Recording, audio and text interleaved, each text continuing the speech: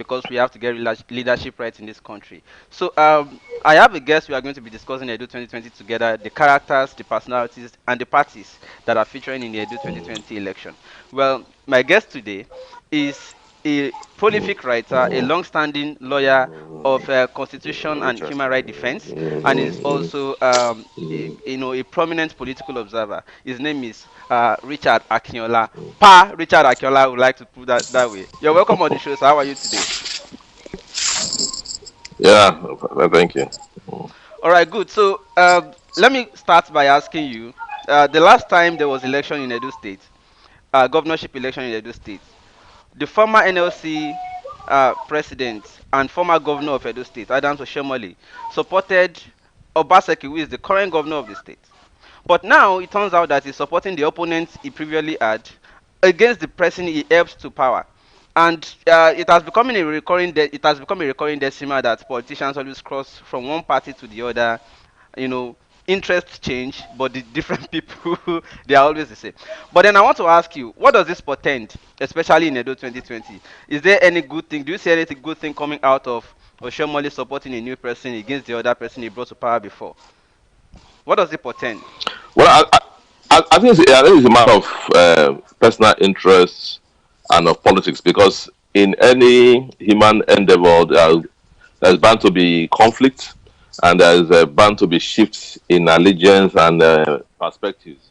If you recall that the Grenadians were quite close, or Adams was quite close to the Grenadians, and even though the Grenadians were in PDP then, but they assisted, I mean, substantially uh, in Adams getting to office under ACN.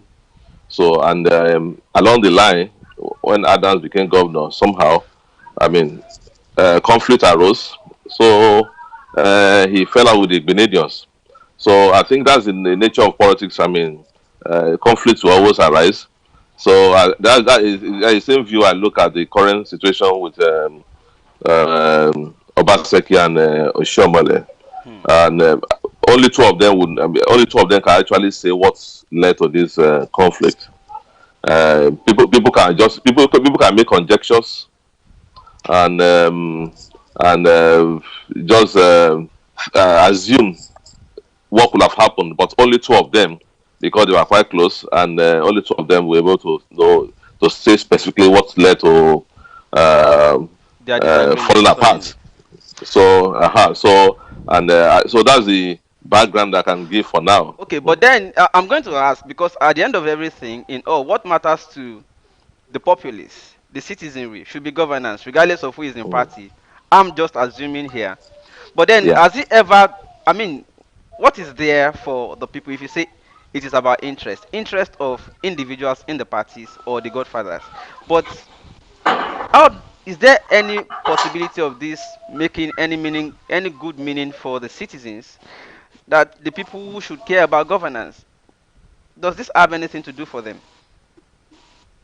No, because when political leaders fight, um, they fight because of their personal interests. Hmm. But it's about, of course, I mean, the followership we have to queue behind them, and but only the discerning ones can actually see through. Only the discerning ones can actually see through the whole facade. So, but substantially, what is going to play out, my own understanding in the election in next month, is going to be tough. Hmm. Tough in the sense that well, from my own, I mean, finding and understanding, which was even attributed to by Oshomole in one of his video tapes, that Obaseki has done well. But of course, when it comes to politics, it's not a matter of done well. We have done well, but other things, other interplay of forces. Hmm. But Hmm. now he's saying the different thing that well, I made a mistake by bringing him and stuff like that. So, but as it is now, this is barely 1 month to the election. Most people who are going to vote next month have already made up their mind who they are going to vote for, Hmm. one way or the other. Hmm.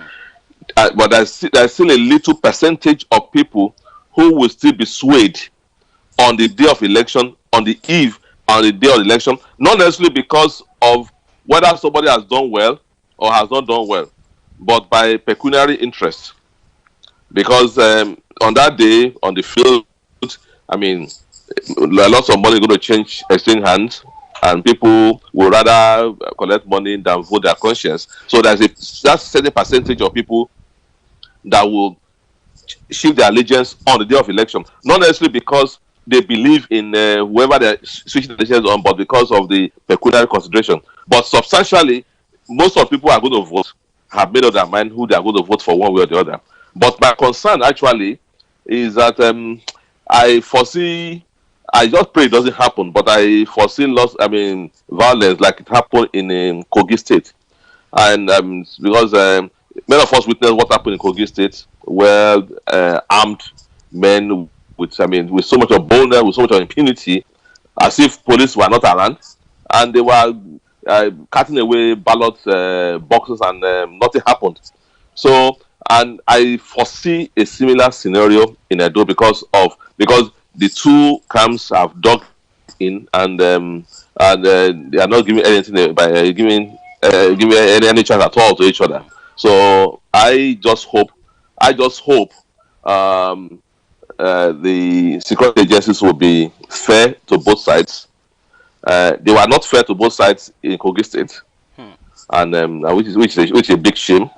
So, and I hope they will be fair to both sides, and because it's be I don't like the situation. I hate violence, and I don't like that kind of situation because those who are going to be victims of violence and will not be children of the two gladiators. Hmm. So they are just going to be political opponents and supporters. So that's my concern actually. Now I'm going to ask this question because you have background information or knowledge about this. Now, the person of Oshomole, Mm, it looks like a very big factor in this election. In the past yeah. election, it was a big factor in what brought Obaseki. You, to a Mm, great extent, more than the rest of us who are a younger generation, know the character Oshomole. Now, if Oshomole in the past election had given testimonies on the character of Ize, that is this, is that, is not good, is bad, and he comes back again to say he's actually the savior or the messiah. I mean, what what do you suspect? I just want to know from those of you who are older than us. So is there something we should know that we don't know? Do we continue to trust such a character and his testimonies? Certainly, I've written on that on this issue in the past. I mean, a couple of weeks ago. I mean, such a person should not be taken seriously because if you came out publicly and said you swore and said that with the name of God publicly, this and this and this and this about a particular person, rightly or wrongly. Now, 4 years down the line, and you are saying, I'm sorry. I sold the wrong product to Product. you 4 years ago. I mean, such a person should not be taken seriously, quite frankly. And I'm sure many people are not taking it serious and that's why we need to be careful what we say. And even this morning, I posted something on my wall on what he said. I didn't even say anything on his wall, and I quoted the book of Proverbs, 6, chapter 6, verse 2, that you are ensnared by the words of your mouth. So, because he was praising Obaseki, he had done fantastically well, blah blah blah blah blah. So suddenly, the same person you have praised that had done so well, suddenly, and I'm talking about just barely a year and a half ago, and suddenly the person has become a demon. So people will sit back and say, "Wait a minute! I mean, we are not be taken for fools." And 4 years ago, you said Izeyamo is the devil, is a cultist, is this and that. You couldn't trust him with An the appointment. government money because that's why you couldn't give an appointment because you couldn't trust him with money. But suddenly now, I mean, the person is the Alpha and Omega. Has become an angel, and the person you trusted and you said that he ran your economic team for 8 years has suddenly become the demon. So such a person cannot be taken seriously. I mean, I'm sure that other people know. I mean, whether to take it serious or But not. but Edo people I know, most time I come across them on social media. A lot of them are always, Yeah. proud about how Edo City don't take nonsense. They think for themselves. They're independently, are guided and all that. Nobody can take them for a ride. Nobody takes shit, in Edo, in Benin City especially. But will you be surprised if the person who told them this is the court is a bad person, they still follow him again this time? Will you be surprised if Oshomoli's candidate wins again this time? Will you be surprised, given the kind of people that Edo people No, I are? won't be surprised because no, is it to me? I don't see what's his name, Ize Yamo in that light. Mm. Quite frankly, I don't know him, but well, I mean, even both of them, I don't know him. I don't know Baseki, but studying him from afar, I see him as a very strong politician and very articulate when it comes to grassroots politicking. So, and of course, in our politics, well, let me give an example. In Lagos, Ambode was governor. Then all the political leaders, from Ashiwaju to Senator Remi Tinubu, Gbajabi Amila, all of them had endorsed him for second term. All the 57 local governments chairman had endorsed him for second term. Then suddenly things changed for whatever reason, and they said that no, you are not going again. This and that, this and that. Okay, and all the people who endorsed him queued behind the national leader. So I foresee the same thing scenario. There are some people too who will still follow Obaseki. I mean, Oshomole, even though he has changed his mind, yeah, they will still follow him where whatever our leader says, we follow. But the advantage that Obaseki has in this regard is that there are some people in APC who are his supporters, and that when you add those ones along with the PDP people who are still there, so that gives some edge somehow. But in politics, anything can happen. As I Even in said, 10 minutes. on the day of election, a number of people will be swayed with a yes, they did that Money. with 3,000, 5,000 naira. I mean, it's and although I mean that may even tilt the pendulum on either side. So at this point, it's very difficult to give a prognosis on who becomes who wins or not. Although I know that if it's based on achievement on what has been done, I mean in terms of achievement, I mean Performance. of the governor, yes, he has done well. But but in Nigeria, elections are It not doesn't always usually based matter. on performance. Because I recall that Baba Akonde did very well in Osho State, fantastically well in Osho State. But at the end of the day, he was rigged out, and Oyilola came in. I mean, so in Nigeria, it doesn't really follow that You have performed. performances are rewarded with re-election. So there are lots of other variables. Let us take the hypothesis. Let us take this hypothesis. Either wins. Okay. If Obaseki wins, Mm. what are the benefits that he is re-elected in a state like Edo? In fact, generally in Nigeria. But if he is Yeah. removed and Izeyamu comes in, what are the benefits for Edo people that they change the incumbent? I'm just looking at the advantages generally without considering whether one person is better than the other. We want to weigh the advantages. If Yeah. an incumbent continues, or if an incumbent is removed and another person comes in, let's weight the two through your Well, lens. if Obaseki, I mean, gets re-elected, of course, I mean, continues, I mean, the good work which I think he has been doing, and which is good for the state. I mean, quite frankly, I mean, let's forget partisanship now. I mean, because but politics is quite emotive. People don't. I mean, there's some people who hate Obaseki. That even if you like turn Edo State into Dubai, we will not vote for you. Why?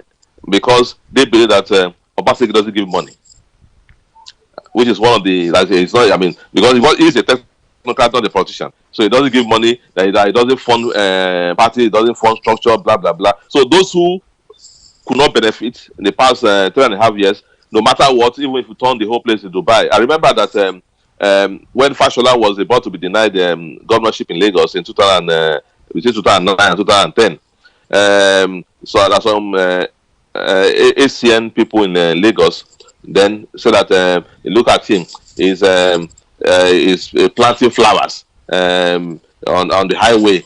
The work of 4 years, he's doing it in 1 year. That minister of giving us jobs, contract. So that's what they were talking against Fashola then. I mean, they are not interested. They are not interested in development, but give us money, give us. So the same thing. There are some people who believe that even if Obaseki turned Edo State into Dubai, that they were not ready to vote for him because it's another 4 years of not getting money. No, you are not funding the structures. You are not giving us money and stuff like that. So there are some people like that. So if he gets reelected, of course, the state will benefit in terms of development strides. But let's look at it the other way, hypothetically. Maybe the other way. Yeah, I mean, no, I don't know. I mean, since Izzy has never been governor, he has been SSG, has been chief of staff to Benedium. I mean, he has not become governor. So perhaps being a politician, and maybe he will be able to bring that money to the politicians. Maybe that's the only way. But in terms of development strike, I can't speak specifically because he has not been government as chief executive. So it'd be difficult to say, well, there are lots of development strides in that regard. But I know as a politician, he's going to play politics better than Obaseki. Obaseki. I mean, Obaseki being a technocrat, not a politician, but Ize Yamu is a politician and he knows how to, I mean, all the political machinery. That will definitely be the way I look at it. So that means the two of them have advantages. Whoever wins. But I want to put you in Edo State now, sir. You get me? If you were a voter, if you are going to vote Hello? in this election, you have seen you have Hello, are you hearing listed me? the advantages that would be there if Obaseki wins re-election or is re-elected. You have also weighed the advantages if Ize is voted in. Uh, I want to put you in Edo State, for instance. I mean, who would you Yeah. vote? Going by all this analysis you have given, sir. Yeah. Who would you vote? Going by this analysis you just gave now, sir. You see, yeah, before I say that one, I was giving this background. Since 1982, I've been actively involved in Edo State politics. But I stayed in Benin before. I mean, stayed in the Third Avenue in GRA. I mean, my mom lived in Benin, so I had stayed in Benin before. I had schooled in Benin before. I mean, Edo State.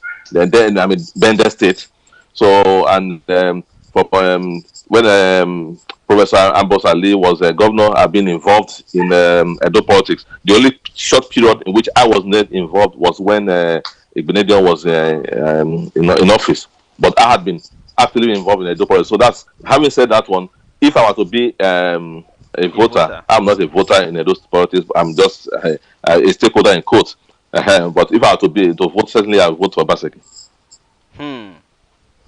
Certainly, you vote for Obaseki, and Without prejudice to whatever qualities that Israel may have. I mean, haven't seen what he had done in 3.5 years.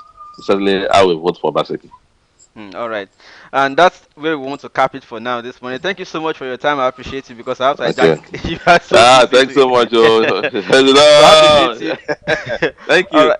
Okay, All right. sir. So, All right. We'll, cheers. we'll, we'll catch Cheers. you up another All right. time to bring you up on another All topic, right. sir. Thank you so Thank much. you. All right. All So right. All right. that is we call him Pa Richard Akinola, and that is what he has to share about uh, Edo election. His own view. He said if he were to be a voter in Edo State, he definitely would vote Obaseki. But let me hear from other people. If you are in Edo State, just or especially if you're not, if you did not join the broadcast from the beginning, you just join in. You can always put your comments. Let's know. We want to gauge people's mood. Who would you vote and what are your reasons? Don't just say, oh, because my godfather said so or because it belongs to my party. what is the reason you would vote who you will vote? And that is the question I have for you this morning before I run out to go and do some other things on the day. My name is Shegun. Bye for now. I leave you with, you know, the usual now.